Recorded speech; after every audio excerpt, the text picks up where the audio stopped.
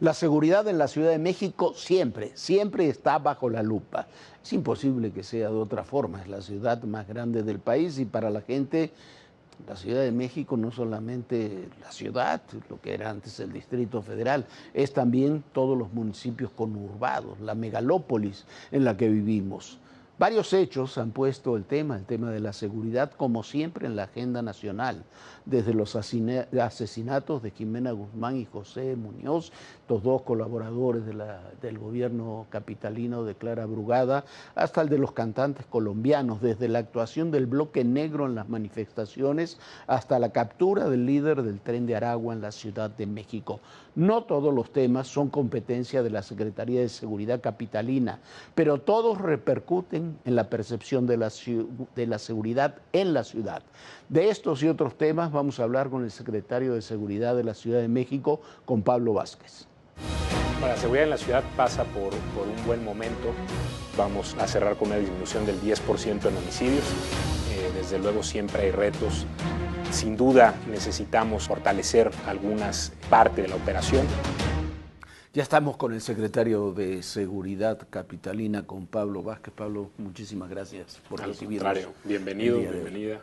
A ver, la seguridad en la Ciudad de México se ha desarrollado en términos generales bien, pero ha habido varios episodios en los últimos tiempos, algunos ocurridos en Ciudad de México, otros en municipios aledaños, pero la gente los asume como Ciudad de México, que han generado un poco de incertidumbre o de percepción sobre lo que ocurre en la ciudad. ¿Cómo tenemos la seguridad en la Ciudad de México? Bueno, la seguridad en la ciudad pasa por un buen momento. Desde luego siempre hay retos, siempre hay eventos, como bien mencionas, que tienen mayor o menor impacto. También eso depende muchas veces de las características, los lugares donde ocurren. Pero si nos vamos a tendencias globales, generales, estamos viendo en lo que hace a delitos de alto impacto, por ejemplo, en la Ciudad de México continúa una reducción de este catálogo de delitos que son los más violentos o los que más afectan la vida cotidiana de las personas. Una tendencia que inicia en 2018 continúa. En lo que va de este año, que ya estamos concluyendo 9 meses del año, traemos una disminución del 12% respecto al año anterior, un tanto más grande respecto al 2023. Si comparamos con lo que teníamos en 2019, estamos hablando de que hoy se cometen 60% menos delitos de alto impacto en la ciudad, que es una cantidad 60% menos que el 2019, o sea, que el inicio de la administración de la doctora Sheinbaum. De la doctora Sheinbaum, cuando inicia la estrategia de seguridad con la que la ciudad opera actualmente. Hay que decirlo, los primeros meses de la administración Sheinbaum fueron muy malos en seguridad.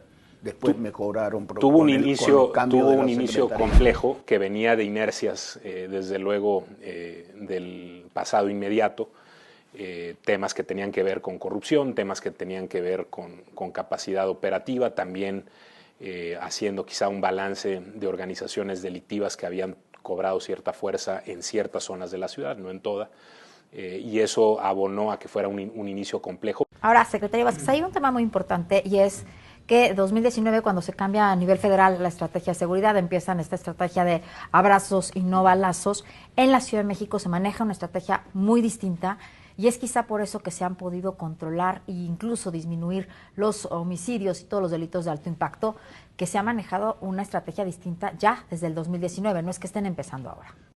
Yo no lo vería exactamente así. A lo que se refiere realmente es a ponerle énfasis a las labores de reinserción, a la atención a las causas, a otro tipo de estrategias que a veces no estaban en la fórmula integral de atender el tema de seguridad. Pero la Ciudad de México ha sido como una burbuja aparte en el tema de seguridad, ¿no?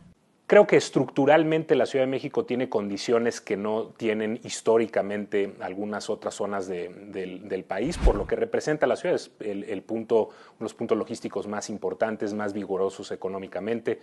Tiene históricamente una de las policías más fuertes del continente, más numerosas, poco más de 86,000 elementos también. En términos de violencia, vemos una reducción sostenida en los homicidios, que es un indicador al que hacía referencia inicialmente. La Ciudad de México ahorita respecto al año pasado, en estos 9 meses, vamos a cerrar con una disminución del 10% en homicidios. Estamos hablando de que hoy en la Ciudad de México se comete la mitad menos de homicidios que se cometían hace escasos 6, 7 años.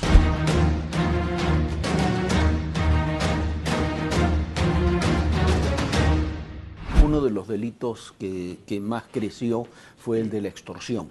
Y uno quizás para mucha gente es el más doloroso, ¿no? Comerciantes y demás. ¿Cómo estamos en términos de extorsión? Por ejemplo, en el ámbito federal, una reducción muy importante de homicidios, pero un crecimiento del delito de extorsión. ¿Cómo está la ciudad en ese sentido? En noviembre se lanzó en la ciudad una estrategia con distintos ejes para atender de manera especial el tema de extorsión, desde fortalecer a las áreas de las instituciones encargadas de ello, con un programa también ambicioso de prevención y un modelo de atención inmediata y oportuna. Y algo que fue muy importante, también una serie de reformas que posteriormente en diciembre aprobó el Congreso de la Ciudad, en diciembre del año pasado, y esas reformas, entre otras cosas, incluían la persecución de oficio del delito de extorsión. También el delito de extorsión dejó de ser un delito patrimonial exclusivamente en la ciudad y se clasificó como un delito contra la vida y la integridad. Y estas características de esta reforma han permitido que se investigue más el delito de extorsión. Antes tenía que mediar forzosamente una denuncia para que se configurara la extorsión. Ahora, no necesitas ahora una denuncia. Se persigue ya de oficio, entonces ante la noticia criminal podemos empezar a actuar de manera inmediata. Desde luego siempre es importante trabajar con las víctimas. No solo eso, también hace más fácil investigar y perseguir. Les voy a dar un dato que es importante y que a lo mejor refuerza el planteamiento que estoy haciendo. Creo que empieza a investigarse más, se empieza a detener más personas por extorsión y cada detención desde luego abre una carpeta por extorsión. Vemos este año de 2025 50% más detenciones por extorsión en la ciudad de lo que se tenía el año previo.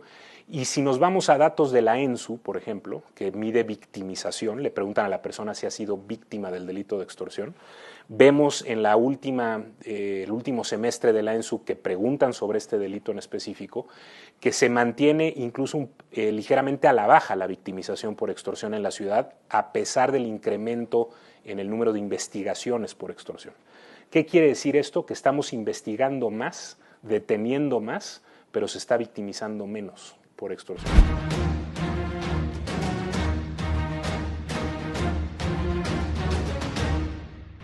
A ver, hay casos, los llamamos paradigmáticos, que han sido muy conocidos en la opinión pública, que algunos se dice que están relacionados con narcomenudeo, otros con extorsión, con distintos aspectos.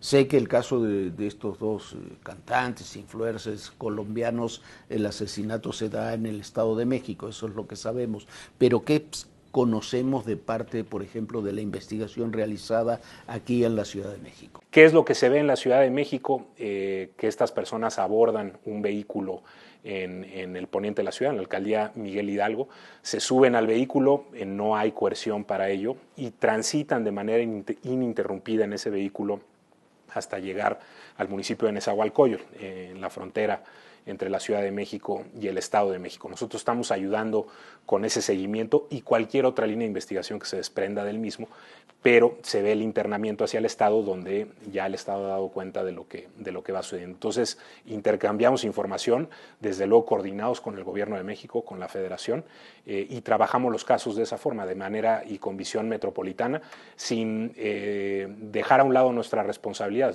Somos muy conscientes de que los fenómenos delictivos de uno y otro lado tienen impacto en ambos estados. Tienes razón, la verdad hemos trabajado también, hemos hecho varios reportajes con la Fiscalía del Estado de México, están trabajando muy bien, pero quizá hay un problema muy grave en el Estado de México y es que no tienen la misma cantidad de cámaras que tienen ustedes aquí en la Ciudad de México. Entonces, recurrentemente ves que hay problemas, como lo vimos ahora con estos músicos colombianos, con el intento de asesinato de Ciro Gómez Leiva, que se ejecutan ciertos problemas aquí en la Ciudad de México y después huyen al Estado de México. Hablando de esta zona metropolitana, de este trabajo metropolitano y conurbado, sería muy, muy interesante poderlo hacer, ¿no?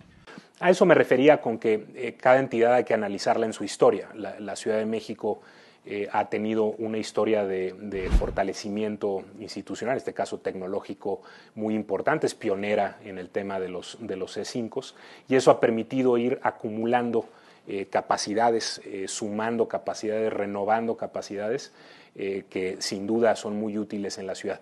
Pero creo, por ejemplo, que el Estado de México ha iniciado desde hace algunos años un proceso muy similar de adquisición de tecnología, de fortalecimiento de equipos de investigación, con liderazgos tanto al frente de la Fiscalía como de la Secretaría de Seguridad, altamente capaces, solventes, verdaderamente personas de las que uno aprende todos los días, y es ese tipo de estrategias, además alineados ambas entidades con la estrategia nacional, con los mismos pilares, es ese tipo de acciones, ese tipo de visión lo que va a permitir consolidar una zona metropolitana, y la ciudad no tiene que descuidarse tampoco.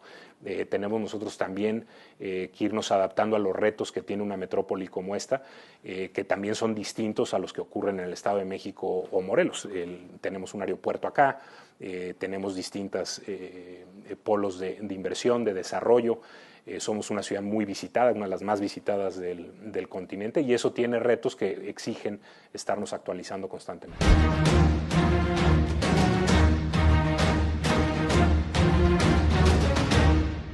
¿Y qué pasó con el caso de Mickey Herr, que iban directamente contra él?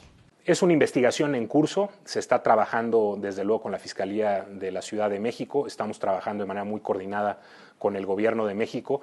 En muchos casos, un gran número de casos, y muchos de estos casos que tienen además una difusión importante, trabajamos con el método de crear fuerzas de tarea, grupos especiales de investigación donde participa Federación, Ciudad de México, si algún estado está involucrado también, y avanzamos. En este caso tenemos líneas de investigación sólidas. Que fue un tema, por ejemplo, de extorsión, se encontró una transferencia de millones de pesos, se supo que estaba entre los dos salones, que tenía a una persona con la que estaba llevando un litigio judicial. Tenemos distintas líneas de investigación abiertas, la investigación avanza bien, insisto, avanza de manera muy coordinada. Como lo mencionó en su momento el secretario Omar García, tenemos ante nosotros lo que evidentemente fue un ataque directo a la víctima.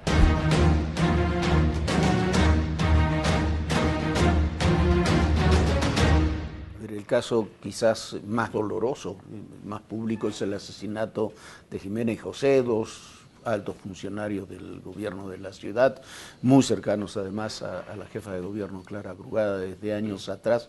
¿Qué sabemos de esa investigación? Ya han pasado varios meses y no pareciera haber información sustancial, vamos a decir así, sobre ese crimen. Es una investigación que está en curso, como todos saben, una investigación también que hemos cuidado mucho. Hemos, tanto la Federación, que tiene un papel primordial en este trabajo, la Fiscalía General, nosotros, hemos acordado mantener la investigación en términos muy cerrados para que avance, para que se obtengan los resultados. Así lo hacemos con todas las investigaciones, pero esta, como bien saben, reviste en particular una importancia especial. Y seguimos trabajando todas las semanas. Este grupo de trabajo creado para esta investigación en específico se reúne, se van teniendo avances, y quizá recordarle a la gente dónde estamos en lo que hace a la información que se ha dado a conocer. Se realizaron hace algunas semanas un operativo importante entre el Estado de México y la Ciudad de México. Ocurrió en ambas entidades, donde se detuvieron en 11 acciones distintas a 13 personas. De esas personas hay un grupo de personas que tiene una participación directa en la organización del evento. Hay un grupo que tiene una participación indirecta o accesoria de proveeduría logística, de manejo de información relacionada, y esas personas fueron detenidas. Se está avanzando en la parte ministerial para cumplimentar órdenes de aprehensión, ya sea por asociación delictuosa o vinculadas al homicidio directamente, y a partir de ahí se desarrollaron nuevas líneas de investigación que en esta semana se han estado explotando, se han estado profundizando para avanzar y dar con toda la célula material y desde luego con los autores intelectuales. Ese es el objetivo.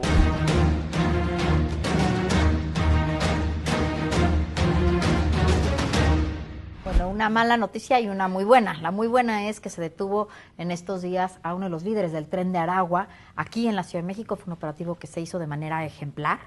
Y la mala es qué hacen estos tipos, estas personas del Tren de Aragua, que están trabajando, bueno, son venezolanos, se dedican principalmente al tráfico de personas y ahora han migrado a otros delitos aquí. Y bueno, platícanos un poco cómo se les ha ido dando un seguimiento y cómo se les ha ido acercando para llegar precisamente a detener a uno de los líderes aquí en la Ciudad de México y cómo van a acercar a este grupo para que no entre. En este caso es una organización que tiene vínculos sin duda a nivel internacional. Nosotros en la ciudad, desde hace algunos años, como instituciones, hemos reconocido la presencia de delincuencia organizada en la ciudad. Es algo que antes era un tabú, no se hablaba de ello, pero al reconocerlo también hemos abogado mucho por dimensionar y diagnosticar correctamente la presencia de los grupos de delincuencia organizada, todo en aras de tener un diagnóstico que nos permita actuar de manera efectiva.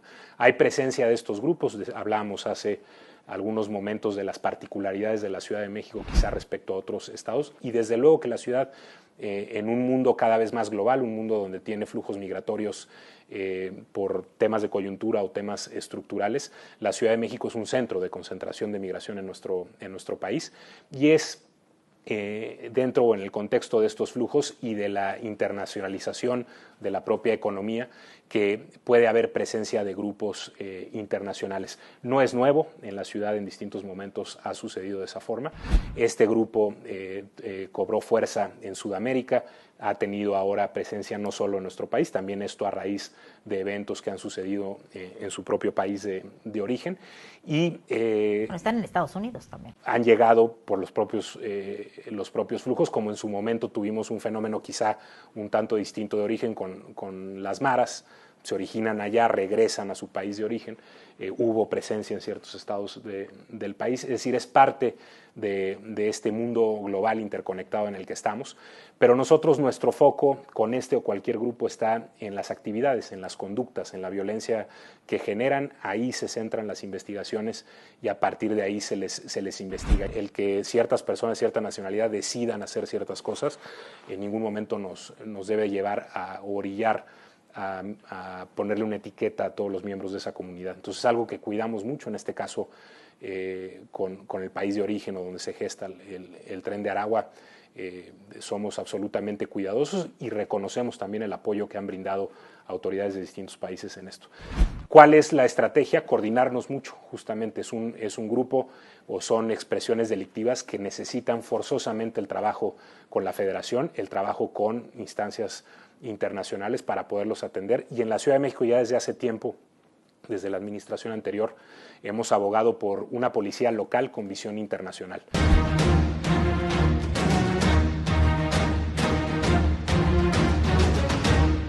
A ver, uno de los temas muy controvertidos de los últimos días fue la manifestación del 2 de octubre, unos días antes los que hubo en torno al caso Ayotzinapa, estos ataques que hubo ahí al campo militar número 1 y otro tipo de casos, todo esto de lo que se llama en términos generales lo del bloque negro. Y la pregunta que muchos nos hacemos es, yo entiendo perfectamente la función de la policía, de una policía como la capitalina, no es la represión generalizada, pero cuando hay este tipo de eventos que quedan 94 policías, si no me equivoco, heridos, periodistas heridos, manifestantes que no son de estos grupos también heridos, robo de joyerías, ¿qué hay que hacer? No, pareciera a veces que las autoridades toman ante estos grupos una actitud prescindente. Si yo arrojo una bomba molotov aquí en la puerta de estas oficinas, me detienes inmediatamente. Tengo un proceso penal en mi contra.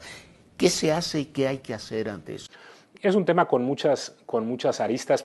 Fue un momento particular.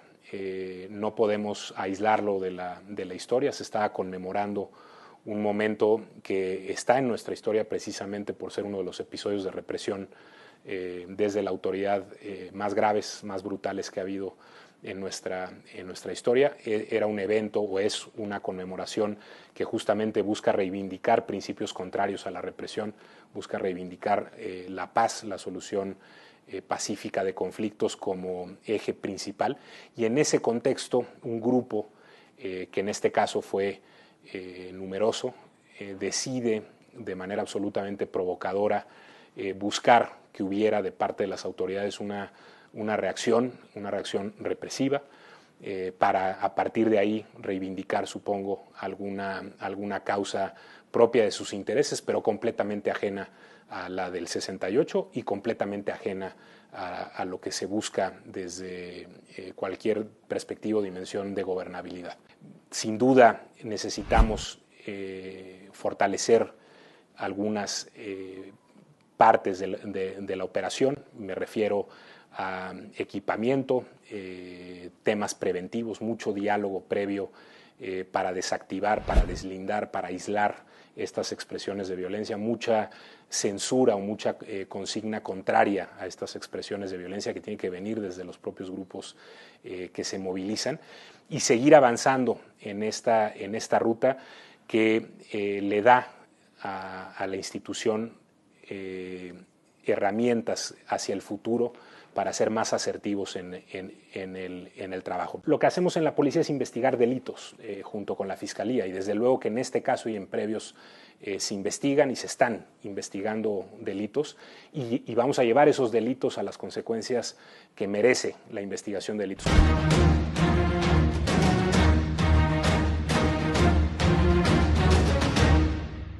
Pablo, dos temas. Hubo un hackeo en el C5 de la ciudad. Se dio a conocer.